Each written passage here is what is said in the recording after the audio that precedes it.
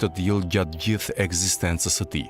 Ndodhia e Ashures është ndodhi hyjnore dhe pse është e përzier me luftë, vrasje, martirizim dhe gjakderdhje. Mësimet e nxjerra nga Ashurja nuk janë mësime vetëm për një periudhë kohe, por janë mësime të gjalla e të përjetshme. Ashurja na mëson se vigjilenca është e domosdoshme për njeriu për të mbrojtur fenë e tij.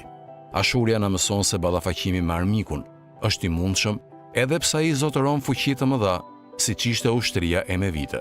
Lind pyetja: çfarë dobi e fitohet nga ripërtritja e kujtimit të Ashures dhe nga organizimi i tubimeve për Imam Hysejnin, paqja qoftë mbi të? Përgjigjja është: Ashurja është një mirësi e madhe. Ajo lidh drejt për së drejti zemrat me Allahun dhe forcon besimin në të padukdshmen.